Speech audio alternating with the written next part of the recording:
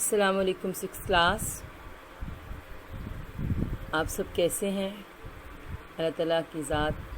سے امید ہے کہ انشاءاللہ آپ سب خیریت و عافیت کے ساتھ ہوں گے اور عید آپ نے بہت اچھے طریقے سے اپنے اہل خانہ کے ساتھ منائی ہوگی۔ آج ہمارا جو نیا ٹاپک ہے بیٹا وہ ہے دعا کی اہمیت اور فضیلت،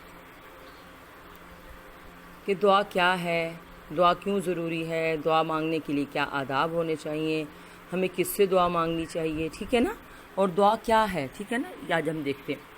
سب سے پہلے دیکھتے ہیں کہ معنی و مفہوم کیا ہے۔ دعا عربی زبان کا لفظ ہے جس کے معنی ہے التجا کرنا، مانگنا، پکارنا، یعنی کسی کے سامنے اپنا مدعا پیش کرنا، کسی سے اپنی حاجت کے سامنے اپنی حاجت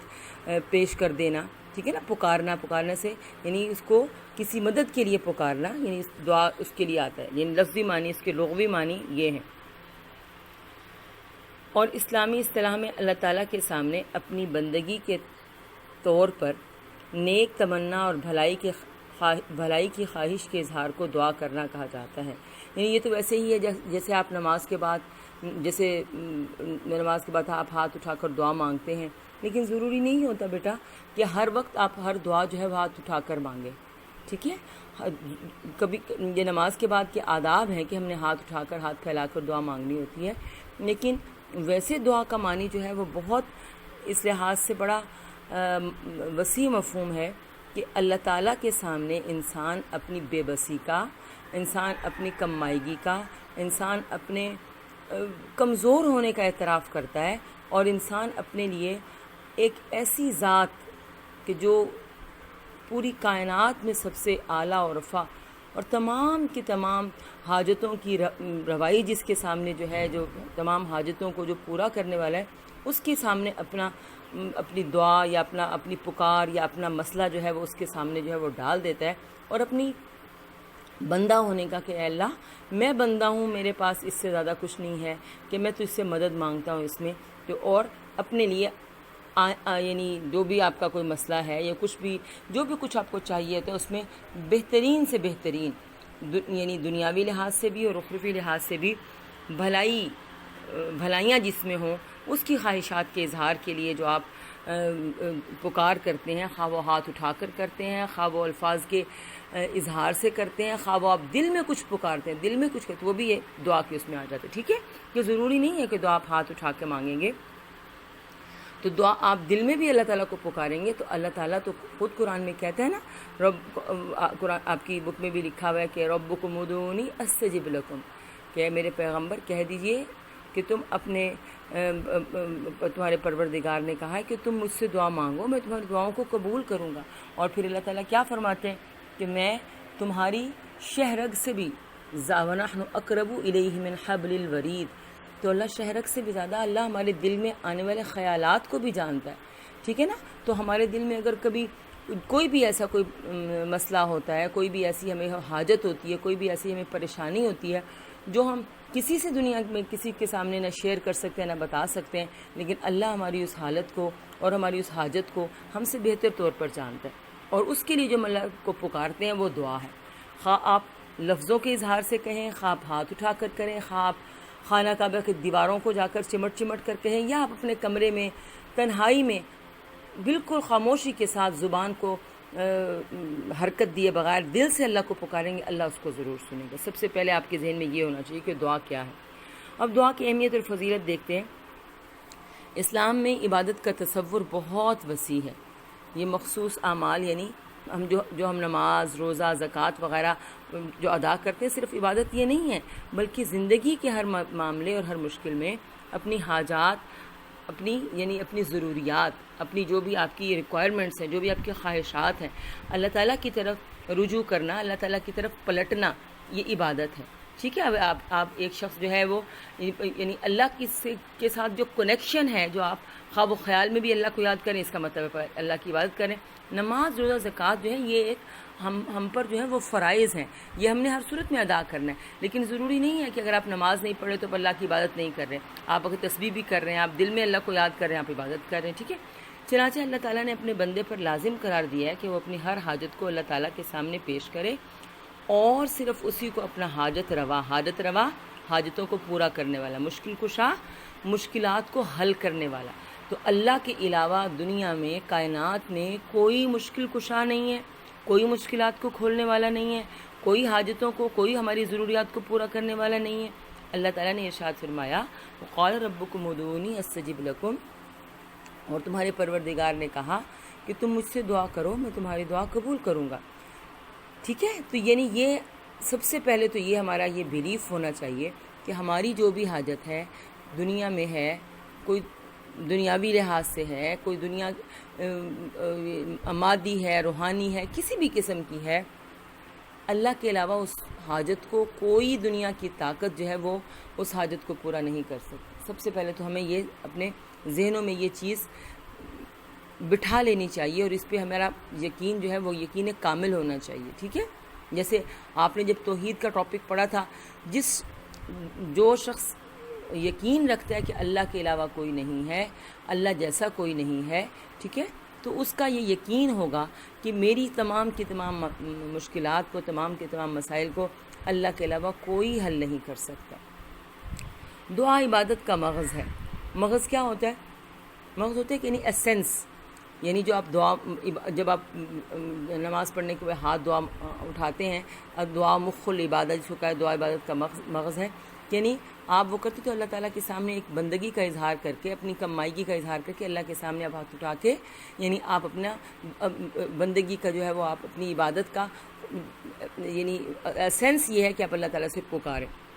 اللہ تعالیٰ سے دعا مانگنا عبادت میں شامل ہے، اور آپ کو پتہ ہے اللہ کو سب سے زیادہ وہ لوگ پسند ہیں جو اللہ سے چھوٹی چھوٹی چیزیں بھی مانگتے ہیں۔ اللہ تعالیٰ کو اپنے سے مانگنے والے بندے زیادہ پسند ہے بنسبت اس کے، وہ جو متکبر اور مغرور شخص اللہ سے نہیں مانگتے، اللہ کو وہ نہیں پسند۔ جو اللہ سے چھوٹی چھوٹی چیزیں بھی مانگتے ہیں، اللہ کو وہ بہت ان پر پیار آتا ہے۔ سب انسان اللہ کے محتاج ہیں، اور جو شخص اللہ تعالیٰ سے سوال نہیں کرتا، اللہ تعالیٰ اس سے ناراض ہوتا ہے۔ ارشاد باری تعالیٰ ہے، اے پیغمبر صلی اللہ علیہ وسلم، جب یعنی قرآن مجید میں وَإِذَا سَأَلَكَ عِبَادِي أَنِّي فَإِنِّي قَرِيبٌ أُجِيبُ دَعْوَةَ الدَّاعِ إِذَا دَعَانِ، یعنی ترجمہ اس کا کیا ہے کہ اے میرے پیغمبر، جب تم سے میرے بندے میرے بارے میں دریافت کریں، پوچھیں، میرے بارے میں پوچھیں کہ ہم اللہ یعنی دریافت کریں کہ اللہ سے ہم کیسے مانگیں، یا اللہ کے بارے میں کہ اللہ کہاں ہے، تو کہہ دو میں تمہارے پاس ہوں، اور جب مجھے کوئی پکارنے والا پکارتا ہے تو میں اس کی دعا کو قبول کرتا ہوں۔ نبی کریم صلی اللہ علیہ وسلم ہر وقت اللہ تعالیٰ سے دعا مانگتے ہیں۔ جب آپ احادیث کی کتب اٹھائیں گے، آپ صلی اللہ علیہ وسلم کے معمولات اگر آپ پڑھیں گے تو آپ حیران رہ جائیں گے کہ آپ صلی اللہ علیہ وسلم کی زندگی جو تھی، یعنی کیا تھی کہ اگر آپ پانی پیتے تھے، پانی پیتے وقت بھی اللہ کو یاد کرتے تھے، دعا مانگتے تھے، دودھ پیتے تھے، دودھ پیتے وقت بھی اللہ کو یاد کرتے تھے،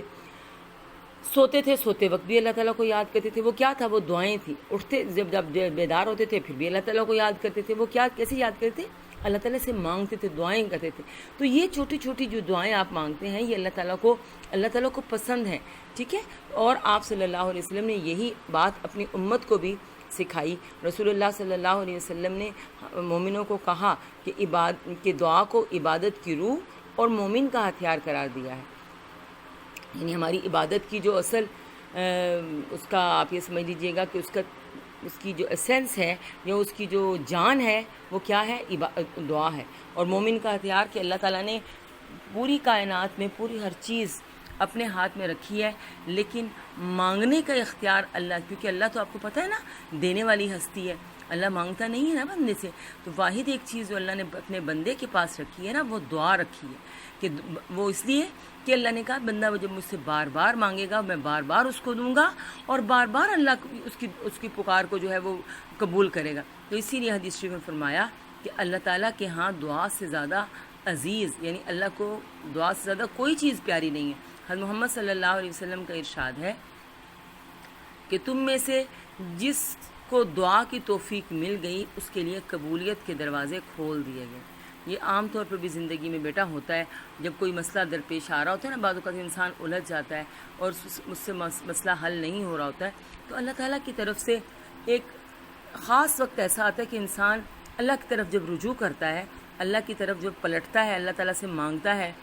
دل میں مانگتا ہے، 2 نفل حاجت پڑھ کے مانگتا ہے، نماز پڑھنے کے بعد مانگتا ہے، یا ویسے ہی مانگتا رہتا ہے، تو کیا ہوتا ہے؟ اس کا مطلب ہوتا ہے کہ اللہ تعالیٰ اب اس کی اس حاجت کو پورا کرنے کے لیے اللہ نے اس کے دل میں، دماغ میں یہ چیز ڈال دی ہے، اور اس نے مانگنے کا جو ہے نا، کہتے ہیں کہ دعا مانگنے جب انسان کو دعا مانگنے کی توفیق مل جاتی ہے تو سمجھو اس کا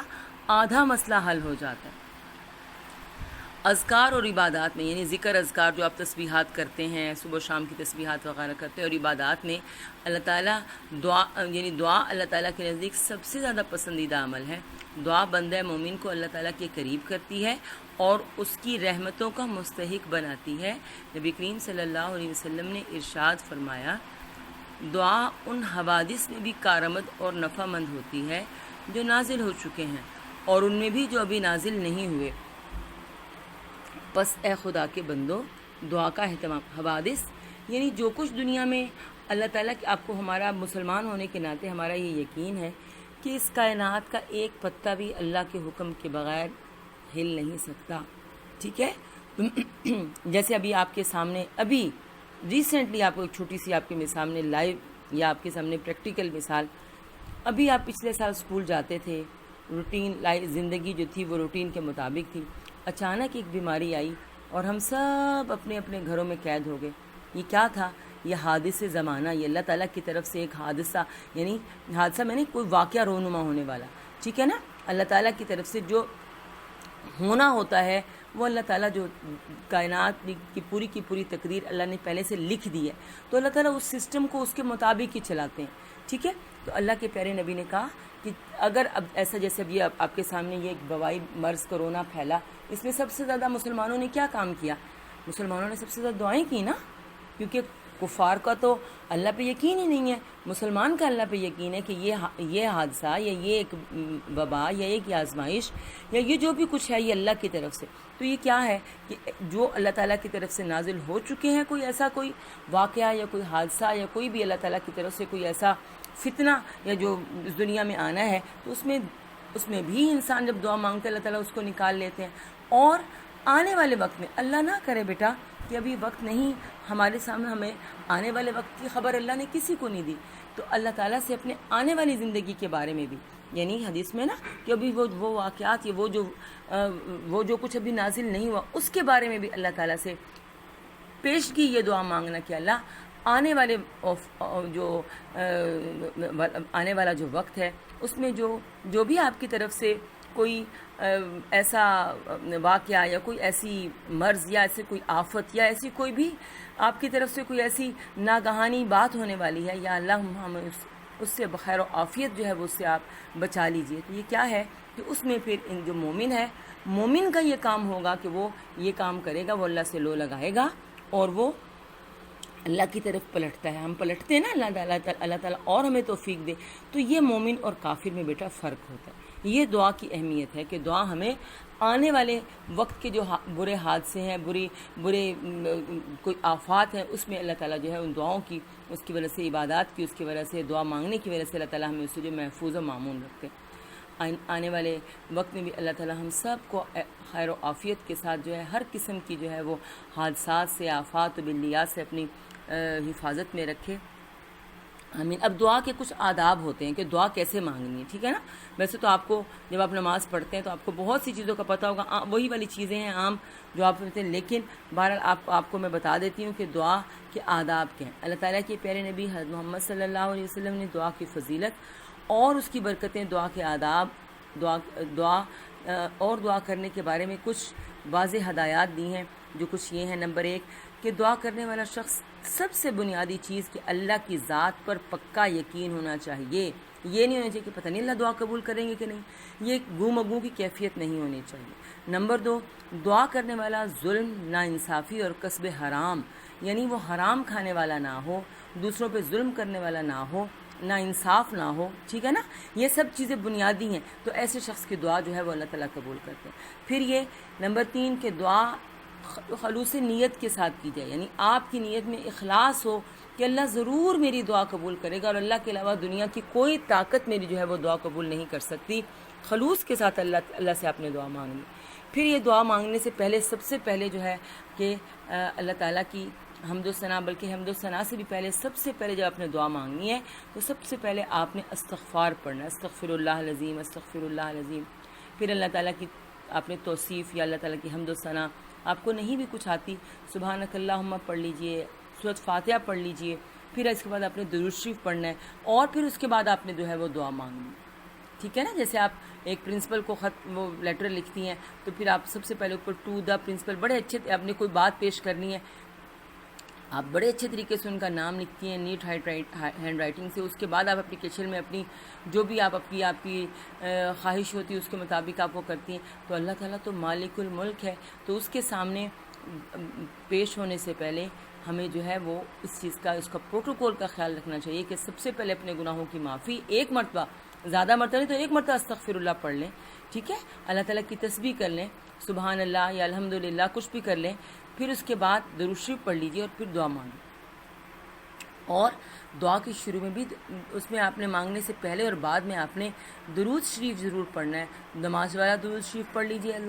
درود ابراہیمی اللہم صلی علی محمد وعلی آل محمد، یا کوئی اور درود شریف، یعنی درود شریف ایسی اللہ تعالیٰ کی پسندیدہ ایک کلمات ہیں جو اللہ نے خود قرآن میں حکم دیا، اور درود شریف اللہ تعالیٰ ضرور قبول کرتے ہیں۔ تو درود کے درمیان میں جو دعا مانگی ہوئی ہوتی ہے وہ اللہ تعالیٰ کی طرف سے ضرور قبولیت کا اس کو جو ہوتا ہے شرف ملتا ہے کہ آپ شروع میں بھی درود شریف پڑھیں اور آخر میں، اور دعا اس مکمل یقین کے ساتھ مانگیں کہ اللہ تعالیٰ ہی ان کو پورا کرنے پر قادر ہے اور وہ مہربان اور رحیم بھی ہے، یعنی جو ہم نے پہلا پوائنٹ کہ اللہ کی ذات پر یقین کیا اسی سے، اور پھر 7واں پوائنٹ یہ کہ دعا زیادہ سے زیادہ کی جائے، کثرت سے کی جائے۔ یہ نہیں ایک دفعہ دعا مانگ لی اللہ تعالیٰ آپ نے مجھے یہ کام کر دیجیے، اللہ تعالیٰ کو بیٹا ہم آرڈر نہیں کر رہے ہوتے کہ اللہ میرا یہ کام کرنا ہے، نہیں، التجا کرنی ہے، مانگنا ہے، جیسے ایک فقیر بار بار مانگتا ہے، فقیر سے بھی زیادہ آپ نے اپنے آپ کو کمتر اور کم ذات اپنے آپ کو اللہ تعالیٰ کے سامنے جو ہے وہ پیش کرنا ہے کہ آپ کی کوئی ذات نہیں ہے، آپ کی کوئی اوقات نہیں ہے اللہ تعالیٰ کے سامنے، تو اللہ تعالیٰ کے سامنے ایسے ہی ہے جیسے ایک بادشاہ کے سامنے جو ہے، یعنی بادشاہوں کے بھی بادشاہ کے سامنے ایک حقیر ذرہ بے مایہ جو ہے وہ بالکل اللہ کے سامنے مانگ رہا ہے، تو آپ نے بار بار اس کی چیز کو دعا، اور پھر اگر آپ کی دعا بار بار مانگ رہے ہیں اللہ تعالیٰ جو ہے وہ اس دعا کو قبول نہیں کر رہا تو پریشان نہیں ہونا، کیونکہ دعا کی قبولیت کے لیے اللہ تعالیٰ کی طرف سے ہے کہ یا تو دعا دنیا میں قبول ہو جاتی ہے، یا دعا اللہ تعالیٰ دنیا میں قبول نہیں کرتے تو آخرت میں یعنی اس کے بدلے اللہ تعالیٰ کچھ ایسے ہمیں حادثات سے اور آفات سے بچا لیتے ہیں، یا پھر کچھ دعائیں ایسی ہوں گی قیامت کے دن اللہ تعالیٰ جب انسان کے نامہ اعمال اس کے ہاتھ میں دیں گے تو کئی ساری نیکیاں اللہ تعالیٰ انسان کے دماغ کو اس قابل بنا دیں گے کہ اسے ایک ایک لمحہ دنیا میں گزارا وہ یاد آئے گا، تو وہ دیکھے گا کہ کچھ نیکیاں یا کچھ ایسے ہوں گے کہ اسے یاد آئے گا کہ یہ تو میں نے نہیں کیے تھے اعمال، یہ کہاں سے آ گئے، یہ والے تو میں نے عمل نہیں کیا تھا، تو اس وقت کہا جائے گا کہ یہ وہ دعا ہے، یہ وہ جو تمہیں اجر ملا ہے، یہ تمہاری ان دعاؤں کا اجر ہے کہ جو تم نے دعائیں دنیا میں کثرت سے مانگتے تھے اور تمہاری دعائیں میں نے قبول نہیں کی تھیں، تو آج میں تمہیں ان دعاؤں کے بدلے میں یہ تمہیں تمام جو ہے نیکیاں اور بھلائیاں اور اجر دے رہا ہوں۔ تو حدیث شریف میں آتا ہے، اس کا مفہوم ہے کہ اس دن بندہ خواہش کرے گا کہ کاش میری دنیا میں کوئی دعا قبول نہ ہوتی کہ آج مجھے ان سب کا اجر مل چکا ہوتا، ٹھیک ہے۔ تو دعا اگر قبول نہ ہو تو اس چیز کو اللہ پہ چھوڑ دیجئے، یقیناً اللہ تعالیٰ نے آپ کے لیے جو ہے وہ کچھ بہتر اس سے جو ہے وہ کر رکھا ہوگا، وگرنہ آخرت میں تو اس کا اجر پکا ہے۔ اللہ تعالیٰ تمام انسانوں کا خالق اور مالک ہے، وہ تو بندے کی شہرت سے بھی زیادہ قریب ہے۔ ہمیں اللہ تعالیٰ سے دعا مانگنے کا بہترین سلیقہ آنا چاہیے۔ اللہ تعالیٰ سے دعا مانگتے ہوئے اس بات کا خیال رکھیں کہ اللہ تعالیٰ ہماری دعا کو سن رہا ہے اور اس کو قبول بھی ضرور کرے گا۔ اگر ہماری مانگی ہوئی دعا فوراً قبول نہیں ہوتی تو یقیناً اس میں انسان کی بہتری ہوگی، کیونکہ انسان خود اپنی بھلائی کو نہیں جانچ سکتا، یعنی نہیں سمجھ سکتا، نہیں اس کو پہچان سکتا۔ ہمیں چاہیے کہ ہم ہر مشکل میں اللہ تعالیٰ ہی سے مدد مانگیں، کیونکہ وہ اپنے بندوں کی ضرور مدد فرماتا ہے۔ انسان اپنے خالق سے کبھی کسی بھی وقت کسی بھی جگہ حالت، یعنی اس کے لیے کوئی ضروری نہیں ہے آپ وضو کر کے آئیں، آپ جائے نماز بچھائیں، آپ وہ کریں، آپ بستر پہ لیٹے لیٹے بھی اللہ سے دعا مانگ سکتے ہیں،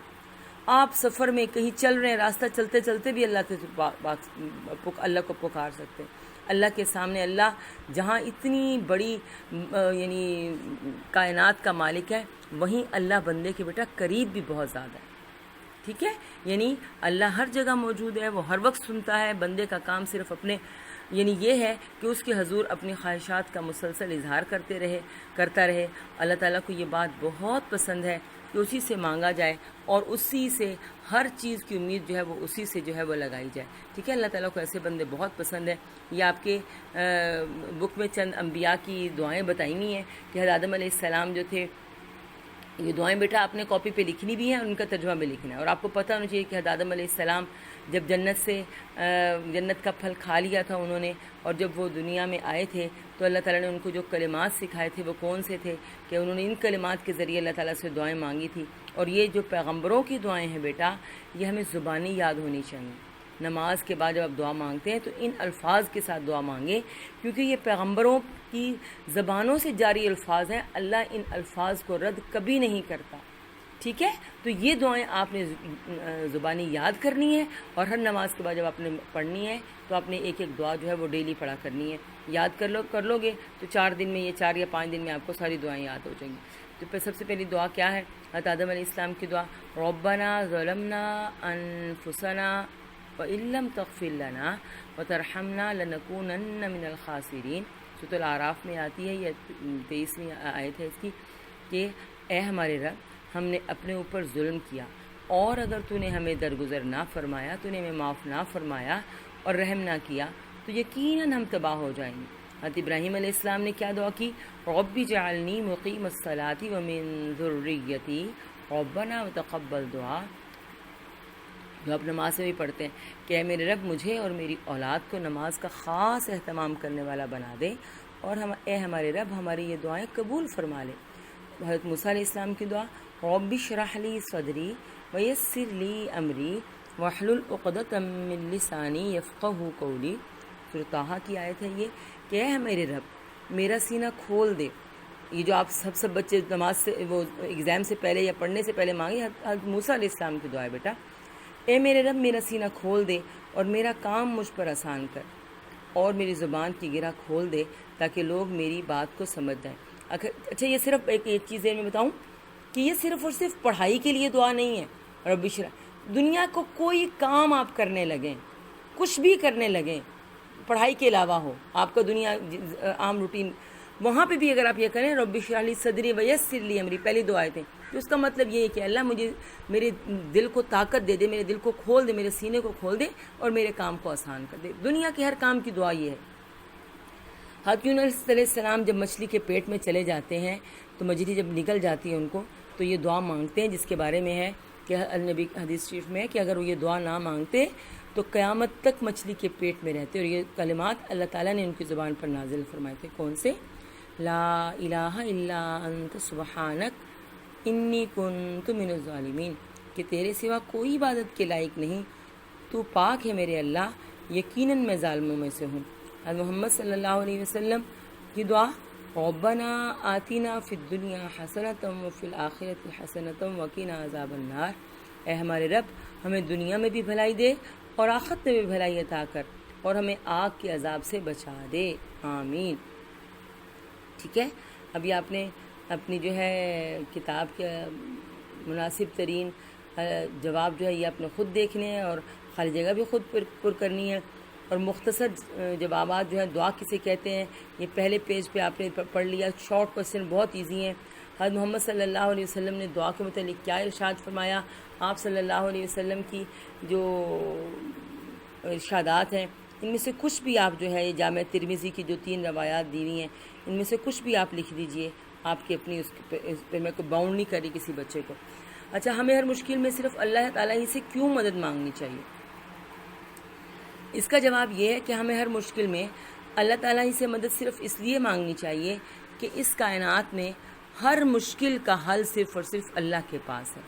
اور اللہ ہی وہ ہستی ہے جو ہماری تمام حاجات کو، ہماری تمام مشکلات کو دور کر سکتا ہے، ٹھیک ہے؟ اور اللہ ہی واحد وہ ہستی ہے جس کے سامنے انسان جب اپنی مشکل یا اپنی کوئی حاجت پیش کرتا ہے تو وہ اس حاجت کے پیش کرنے کو اللہ پسند فرماتا ہے، اور اللہ اپنے بندے کی حاجت کو یعنی پورا کر دیتے۔ دنیا میں آپ کسی بھی ہستی کے پاس جائیں، والدین کے پاس چلے جائیں، ٹیچرز کے پاس چلے جائیں، بڑے بہن بھائی، آپ ایک مرتبہ کوئی چیز کہیں گے، 2 مرتبہ کہیں گے، 3 مرتبہ کہیں گے، ریپیٹڈلی جب آئیں گے تو آپ سے تنگ آ جائیں گے۔ لیکن اللہ کے ہاں معاملہ بیٹا بالکل ریورس ہے، وہاں پہ بار بار مانگیں گے، بار بار اللہ آپ کو دے گا، ٹھیک ہے؟ کیونکہ ہمارا یہ یقین ہونا چاہیے کہ اللہ کے سوا ہماری اس مشکل کو کوئی حل نہیں کر سکتا۔ آپ نے ان الفاظ کو آپ نے اپنے اس میں بتا دیا، میں نے آپ کو اورلی بتا دیا۔ اچھا، جب ہماری دعا فوراً قبول نہ ہو تو اس کا کیا مطلب ہوتا ہے؟ اس کا مطلب ابھی جو میں نے آپ کو یہ بتایا کہ جب ہماری فوراً دعا قبول نہیں ہوتی، یہ جو آپ کا یہ پیج نمبر 33 پر فرسٹ پیراگراف ہے، اس کی جو آخری لائن ہے کہ ہماری دعا کی گئی فوراً قبول نہیں ہوتی، تو یقیناً اس میں انسان کی بہتری ہوگی، کیونکہ انسان خود اپنی بھلائی کو نہیں جانچ سکتا، ٹھیک ہے نا؟ پھر آپ اس میں خود بھی تھوڑا سا لکھ سکتے ہیں کہ اللہ تعالیٰ پھر جو ہے وہ ہماری اس کے بدلے جو ہے وہ ہمارے کسی دنیا میں ہمارے کسی ایک ایسے آنے والے حادثے کو یا کسی ایسے آنے والی مشکل کو ہماری دور کر دیتے ہیں، یا ہمیں اس کا اجر آخرت کے لیے لکھ دیتے ہیں، ٹھیک ہے نا؟ اچھا، یہ تفصیلی جوابات کون کون سے ہیں؟ دعا کی اہمیت قرآن و حدیث کی روشنی میں بڑا واضح ہے، وہ آپ لکھ لیجئے۔ اور دعا کے آداب آپ کو میں نے 7 جو ہیں پوائنٹس بڑے ڈیٹیل سے بتائے ہیں، وہ آپ نے اس کو لکھنا ہے۔ روزمرہ کی زندگی میں کن کن موقعوں پر ہمیں دعا مانگنے کی ضرورت پڑتی ہے، کم از کم 4 مثالوں کے ذریعے واضح کیجیے۔ یہ ہر بچے نے اپنا کریٹو کوسچن خود لکھنا ہے کہ کن کن اس پر ضرورت پڑتی ہے، کہاں کہاں آپ کو جو ہے وہ دعا مانگنی کی زیادہ ضرورت پڑتی ہے، ٹھیک ہے نا؟ یہ آپ نے خود بتانا ہے، آپ کا اپنا پرسنل ایکسپیرینس ہو۔ اچھا، اور بیٹا اس کے علاوہ جو سب سے ضروری بات یہ کہ یہاں تک آپ کو جو میں نے پڑھا دیا دعا کے آداب تک، یہ آپ نے اچھے سے چیپٹرز کو بہت اچھے سے ریڈ کرنا ہے، ان کی ایکسرسائز ساری کرنی ہے، کیونکہ آپ کے 10 کے یعنی ابھی جو 10th اس کے بعد آپ کے شاید بہت جلد آپ کے ایگزام آن لائن آپ کے پیپرز شروع ہو جائیں گے۔ آپ کے پیپر کا پیٹرن یہی ہوگا کہ MCQs جیسے آپ کا یہ والا اوپر آیا نا، مناسب ترین جواب ٹک یعنی درست نشان لگا کر کریں، تو آپ کو اسی طرح پیپر آئے گا، 40 کے قریب آپ کے MCQ یعنی کویسچنز ہوں گے، اور اس سے آپ نے ایک جو درست انتخاب ہوگا اس کو آپ نے انسرکل کر کے ہمیں پیپر بھیجنا ہوگا، بڑے دھیان کے ساتھ، بڑے آپ نے جو ہے وہ ان 4 چیپٹر، یہ 4-5 چیپٹر جو ہم نے پڑھے ہیں، ان کو بہت اچھے سے آپ نے تیار کرنا ہے، اسی میں سے آئے گا، اور آپ نے اس کو پیپر کو جو آپ کا اسپیسیفک ٹائم ہوگا اس میں آپ نے سالو کرنا ہوگا، نیم اور سیکشن آپ نے اوپر ذرا واضح کر کے لکھنا ہوگا، ٹھیک ہے؟ وہ آپ کو ساری ڈیٹیل پھر آگے کلاس ٹیچرز بتا دیں گی، لیکن آپ کا اسلامیات کا سلیبس جو ہے وہ یہیں تک ہے، اس کو بہت اچھا سا آپ یاد کر لیجئے، انشاءاللہ اس میں آپ کو کوئی پرابلم نہیں ہوگی۔ بہرحال اگر پھر بھی کوئی پرابلم ہوئی تو آپ مجھ سے جو ہے وہ کلاس میں ڈسکس کر سکتے ہیں، ٹھیک ہے؟ اوکے، اللہ حافظ۔